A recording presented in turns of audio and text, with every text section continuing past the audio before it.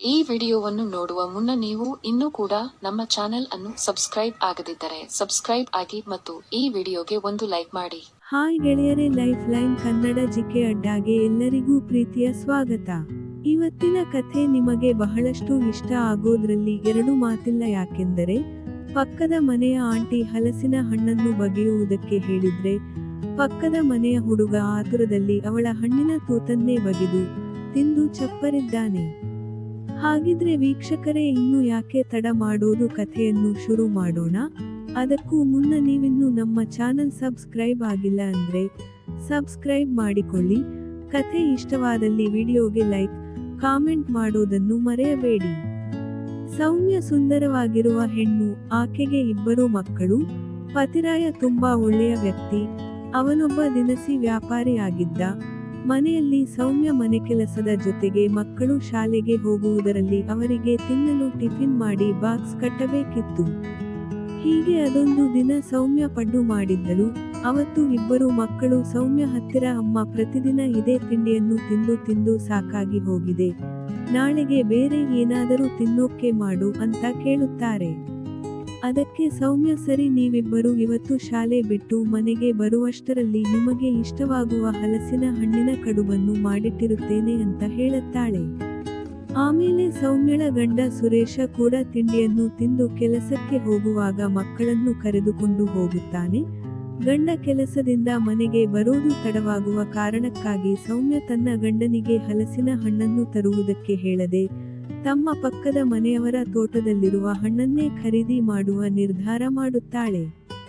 ಅದರಂತೆ ಸುರೇಶ ಮತ್ತೆ ಮಕ್ಕಳು ಹೋದ ಮೇಲೆ ಸೌಮ್ಯ ದಿನನಿತ್ಯದ ಮನೆ ಕೆಲಸವನ್ನು ಮುಗಿಸಿ ಪಕ್ಕದ ಮನೆಯ ರಾಜುಗೆ ಫೋನ್ ಮಾಡಿ ಮನೆಗೆ ಬರುವುದಕ್ಕೆ ಹೇಳುತ್ತಾಳೆ. ನಂತರ ಅವನು ಸೌಮ್ಯ ಮನೆಗೆ ಓಡೋಡಿ ಬರುತ್ತಾನೆ. ಅವಾಗ ಸೌಮ್ಯ ರಾಜುಗೆ, ಇವಾಗ ನಿನಗೆ ಏನಾದರೂ ಕೆಲಸ ಇದೆಯಾ ಅಂತ ಕೇಳ್ತಾಳೆ. ಅದಕ್ಕೆ ರಾಜು, ಇವತ್ತು ನಂಗೆ ರಜೆ ಕೊಟ್ಟಿದ್ದಾರೆ, ನನಗೆ ಬೇರೇನೂ ಕೆಲಸವಿಲ್ಲ ಅಂತ ಹೇಳ್ತಾನೆ. ಆಗ ಸೌಮ್ಯ ರಾಜುವಿಗೆ, ನಮ್ಮ ಮಕ್ಕಳಿಗೆ ಹಲಸಿನ ಹಣ್ಣಿನ ಕಡುಬು ಮಾಡಬೇಕಂತೆ, ಸುರೇಶ ಮನೆಗೆ ಬರುವಾಗ ತುಂಬಾ ತಡವಾಗುತ್ತೆ, ಹಾಗಾಗಿ ನಿನಗೇನು ಅಭ್ಯಂತರವಿಲ್ಲವೆಂದರೆ ನಿಮ್ಮ ಮನೆಯ ತೋಟದ ಹಲಸಿನ ಹಣ್ಣನ್ನು ನಮಗೆ ಕೊಡುತ್ತೀಯಾ? ಅದಕ್ಕೆ ಹಣ ಎಷ್ಟು ಅಂತ ಹೇಳು, ನಾನು ಕೊಡುತ್ತೇನೆ ಅಂತ ಹೇಳುತ್ತಾಳೆ. ಅದಕ್ಕೆ ರಾಜು, ಅಯ್ಯೋ, ನಮ್ಮ ಮನೆಯಲ್ಲಿ ಯಾರು ಕೂಡ ಹಲಸಿನ ಹಣ್ಣನ್ನು ತಿನ್ನುವುದಿಲ್ಲ, ಮರದಲ್ಲಿ ಹಣ್ಣಾಗಿರುವುದೆಲ್ಲ ಕೊಳೆತು ಹಾಳಾಗಿ ಹೋಗುತ್ತಿದೆ, ನಿಮಗೆ ಎಷ್ಟು ಹಣ್ಣು ಬೇಕಾದರೂ ತೆಗೆದುಕೊಂಡು ಬನ್ನಿ ಅಂತ ಹೇಳುತ್ತಾನೆ. ಆಗ ಸೌಮ್ಯ, ನನಗೆ ಮರ ಹತ್ತುವುದಕ್ಕೆ ಗೊತ್ತಿಲ್ಲ ಕಣೋ, ನೀನೇ ತಂದು ಕೊಡು ಅಂತ ಕೇಳುತ್ತಾಳೆ. ಅದಕ್ಕೆ ರಾಜು, ಆಯ್ತು, ನಾನೇ ತಂದು ತೆಗೆದುಕೊಡುತ್ತೇನೆ, ಆದ್ರೆ ನೀವು ಬನ್ನಿ, ಇಬ್ಬರೂ ಕೂಡ ತೋಟಕ್ಕೆ ಹೋಗೋಣ ಅಂತ ಹೇಳುತ್ತಾನೆ. ಆಗ ಸೌಮ್ಯ ಮನೆಯ ಬಾಗಿಲನ್ನು ಹಾಕಿ ರಾಜುವಿನ ಜೊತೆ ಹಲಸಿನ ಹಣ್ಣನ್ನು ತರೋದಕ್ಕೆ ತೋಟಕ್ಕೆ ಹೋಗುತ್ತಾಳೆ. ಅಲ್ಲಿ ತುಂಬಾನೇ ಹಲಸಿನ ಮರ ಇರುತ್ತೆ, ಎಲ್ಲಾ ಮರದಲ್ಲಿಯೂ ಕೂಡ ಹಣ್ಣಿರುತ್ತೆ. ರಾಜು ನದಿ ಹತ್ತಿರವಿರುವ ಮರದ ಬಳಿ ಸೌಮ್ಯಳನ್ನು ಕರೆದುಕೊಂಡು ಹೋಗಿ ಹಲಸಿನ ಮರವನ್ನು ಹತ್ತುತ್ತಾನೆ. ರಾಜು ಮರವನ್ನು ಹತ್ತಿ ಸೌಮ್ಯಳಿಗೆ ಯಾವ ಹಣ್ಣನ್ನು ಹರಿಬೇಕು ಅಂತ ಕೇಳುವುದಕ್ಕೆ ಕೆಳಗಡೆ ನೋಡಿದಾಗ ಅವನಿಗೆ ಶಾಕ್ ಆಗುತ್ತೆ. ಯಾಕೆಂದರೆ ರಾಜು ಮರದ ಮೇಲಿನಿಂದ ಕೆಳಗಡೆ ನೋಡುವಾಗ ಸೌಮ್ಯಳ ಹಣ್ಣುಗಳೆರಡು ಚೆನ್ನಾಗಿ ಕಾಣುತ್ತಿದ್ದವು. ಅದನ್ನು ನೋಡಿ ಅವನಿಗೆ ಏನು ಮಾಡೋದು ಅಂತ ಗೊತ್ತಾಗದೆ ಮರದ ಮೇಲಿಂದ ಪದೇ ಪದೇ ಬೇಕು ಅಂತಾನೆ ಕೆಳಗಡೆ ನೋಡಿ ಅವುಗಳನ್ನು ಕಣ್ಣು ತುಂಬಿಕೊಳ್ಳುತ್ತಿದ್ದ. ಅದು ತುಂಬಾನೇ ದೊಡ್ಡದಾಗಿದ್ದರಿಂದ ನೋಡೋದಕ್ಕೆ ತುಂಬಾನೇ ಸುಂದರವಾಗಿತ್ತು. ಅವುಗಳನ್ನು ಈಗಲೇ ತಿನ್ನಬೇಕು ಅಂತ ಆಸೆ ಪಡುತ್ತಾನೆ. ಅದಕ್ಕೆ ಅವುಗಳನ್ನು ಪದೇ ಪದೇ ನೋಡುತ್ತಾನೆ. ಆದ್ರೆ ಜಾಸ್ತಿ ನೋಡಿದರೆ ಎಲ್ಲಿ ಅನುಮಾನ ಬರುತ್ತೆ ಅಂತ ತಕ್ಷಣವೇ ಚೆನ್ನಾಗಿ ಬೆಳೆದಿರುವ ಹಲಸಿನ ಹಣ್ಣನ್ನು ಹರಿದು ಸೌಮ್ಯಳ ಹತ್ತಿರ ಬಂದು, ಸಾಕಾ, ಇಲ್ಲ ಇನ್ನೊಂದು ಹಣ್ಣು ಹರಿಬೇಕಾ ಅಂತ ಕೇಳುತ್ತಾನೆ. ಅದಕ್ಕೆ ಸೌಮ್ಯ, ಪರವಾಗಿಲ್ಲ ಕಣೋ, ಒಂದು ಹಣ್ಣು ಸಾಕು, ಇದು ತುಂಬಾನೇ ದೊಡ್ಡದಿದೆ, ಹಾಗಾಗಿ ಇನ್ನೊಂದು ಬೇಡ, ನೀನು ನಿಧಾನವಾಗಿ ಕೆಳಗಿಳಿ ಅಂತ ಹೇಳುತ್ತಾಳೆ. ರಾಜು ನಿಧಾನವಾಗಿ ಮರದಿಂದ ಕೆಳಗಿಳಿಯುತ್ತಾ ಸೌಮ್ಯಳ ಕಡೆ ನೋಡಿ ಕಣ್ಣನ್ನು ತಂಪು ಮಾಡಿಕೊಳ್ಳುತ್ತಾನೆ. ಸೌಮ್ಯ ಮಾತ್ರ ರಾಜು ತನ್ನ ಮುಖವನ್ನು ನೋಡುತ್ತಿದ್ದಾನೆ ಅಂತ ಅಂದುಕೊಂಡಿದ್ದಳು, ಆದರೆ ರಾಜು ಮಾತ್ರ ಅವಳ ಮುಖವನ್ನು ಚೂರು ಸಹ ನೋಡುತ್ತಿರಲಿಲ್ಲ. ನಂತರ ಮರದಿಂದ ಕೆಳಗಿಳಿದ ಮೇಲೆ ಸೌಮ್ಯಳ ಹತ್ತಿರ ಬಂದು, ಹಣ್ಣು ತುಂಬಾನೇ ಭಾರವಿದೆ, ಹಾಗಾಗಿ ನಾನೇ ತೆಗೆದುಕೊಂಡು ಬರುತ್ತೇನೆ ಅಂತ ಹೇಳುತ್ತಾನೆ.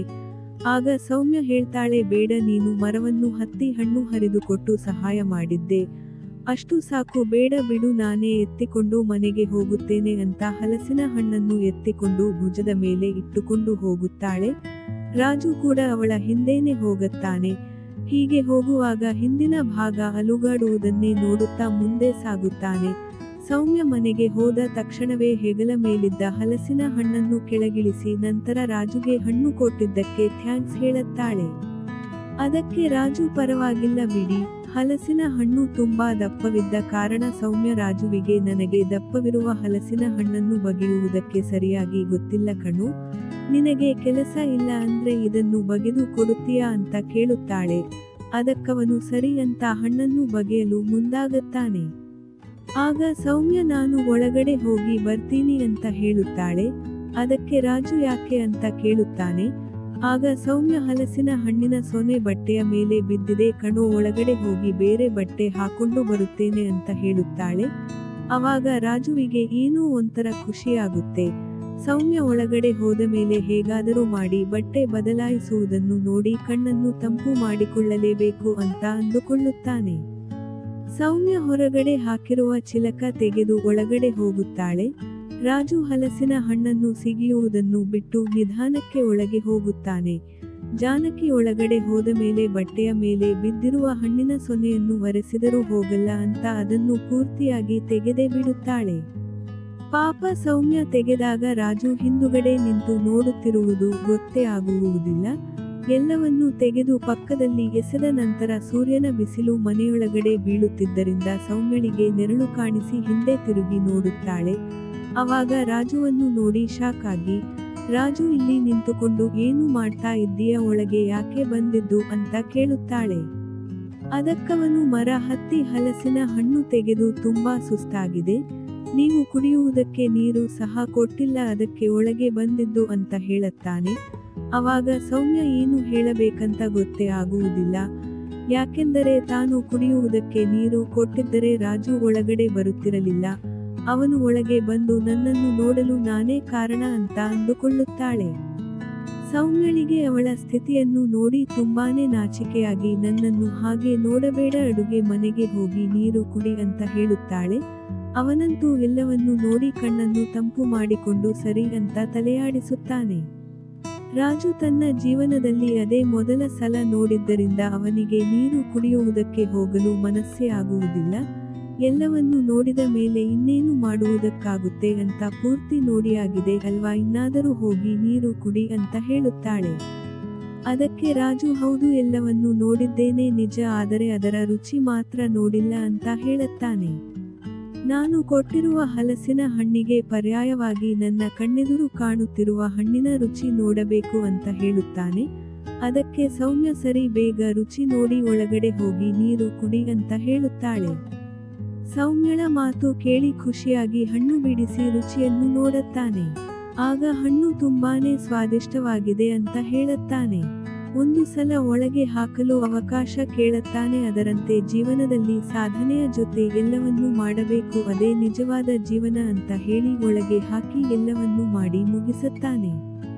ನಂತರ ರಾಜು ನೀರು ಕುಡಿದು ತೆಗೆದಿಟ್ಟಿರುವ ಹಲಸಿನ ಹಣ್ಣನ್ನು ಸಿಗಿದು ಕೊಡುತ್ತಾನೆ.